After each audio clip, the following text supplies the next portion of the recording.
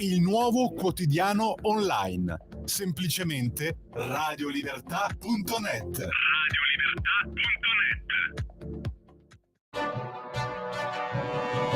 Va ora in onda il Bamba della settimana di Vittorio Feltri.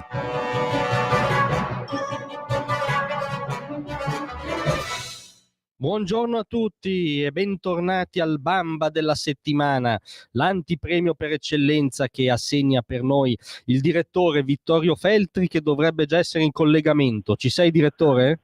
Sì, ci sono e anch'io saluto tutti gli ascoltatori. Bentornato su Radio Libertà. Allora, oggi mi permetto di annunciare un Bamba super classico da un certo punto di vista.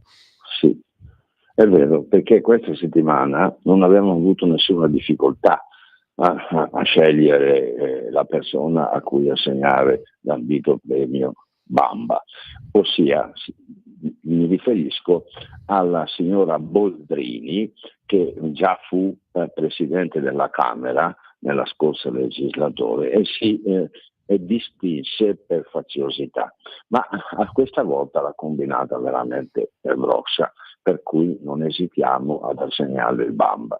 Che cosa ha fatto? Ha ricevuto nel suo studio un palestinese, finanziatore addirittura di Hamas.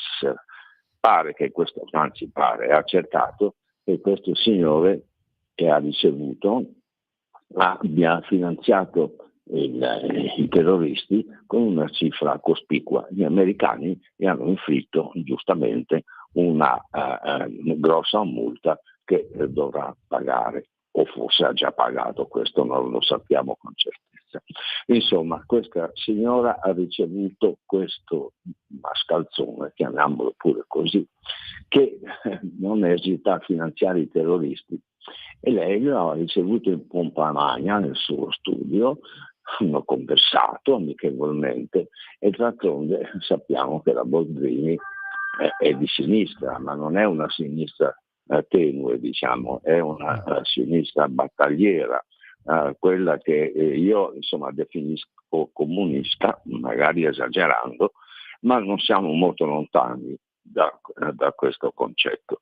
Benissimo, insomma, questa signora ha chiacchierato amabilmente con il finanziatore dei bombaroli e naturalmente così, come se niente fosse, come se avesse ricevuto il parroco del quartiere. Insomma, no, non si fa perché la signora non può non sapere che tipo è quel signore che ha ricevuto così solennemente, e quindi noi non esitiamo ad assegnare il premio Bamba, perché veramente in settimana non c'è stato nessuno che è riuscito a superare la faziosità di questa donna che già conoscevamo, perché per l'amor di Dio non siamo di fronte a una Boy Scout, ma che arrivasse addirittura a chiacchierare amabilmente con uno dei maggiori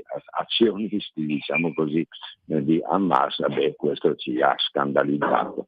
Noi sappiamo che la guerra in Medio Oriente, che ha coinvolto Israele, perché è stata colpita per prima, e nasce proprio da un terrorismo micidiale che ha addirittura non solo provocato più di 1000 morti, ma ha anche sequestrato della gente che tuttora viene trattenuta da questo gruppo di mascalzoni.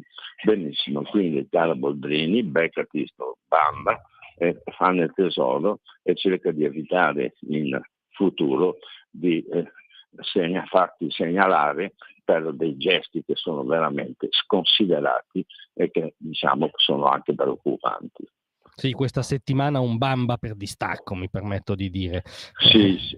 Tra l'altro il signore si chiama Mohammad Hannun, era appunto leader di questa associazione dei palestinesi in Italia, che secondo l'amministrazione americana, non un passante qui fuori dall'ufficio di Radio Libertà, è appunto tra i principali finanziatori in Europa di Hamas, e guidava anche la piazza recentemente il 5 ottobre, cioè era in piazza, si coordinava i discorsi al megafono e questo, se vuoi, un po' dimostra che il confine tra come dire, manifestare per la causa palestinese e fare oggettivamente il gioco di Hamas è molto sottile questo confine, via, mettiamola così.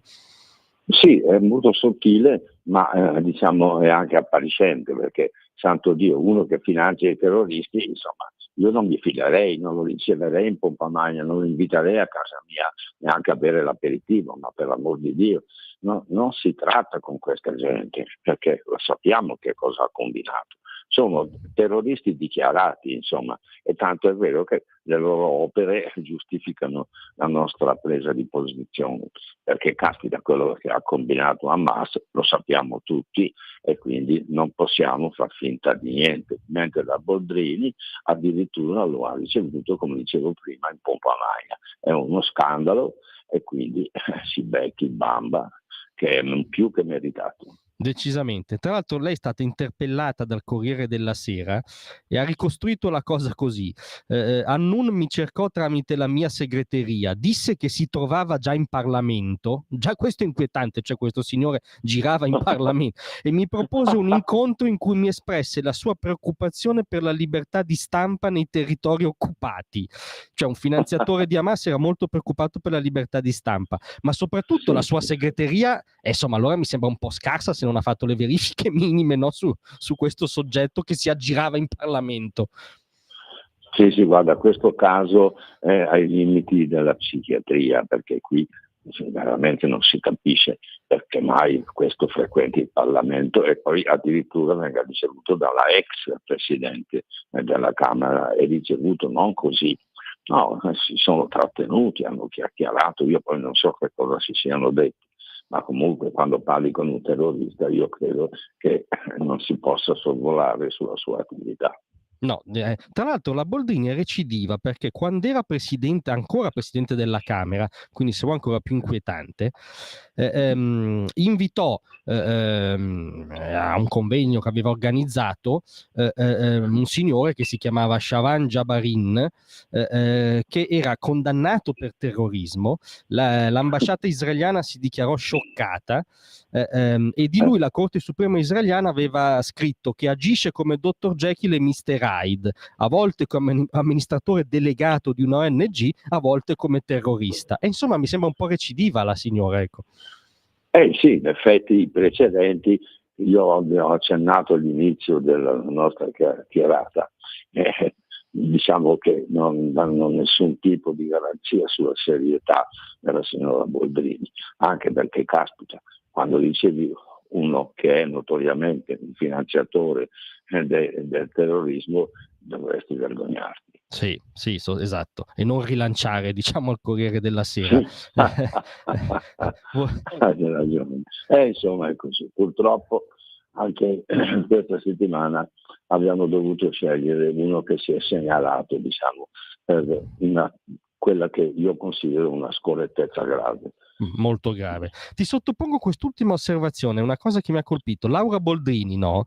Se vuoi, è l'eroina, diciamo, del femminismo arcobaleno, no? Quella che ha battagliato per le desinenze, ha cambiato la carta intestata della Camera ai tempi per farsi scrivere la presidente invece di il presidente.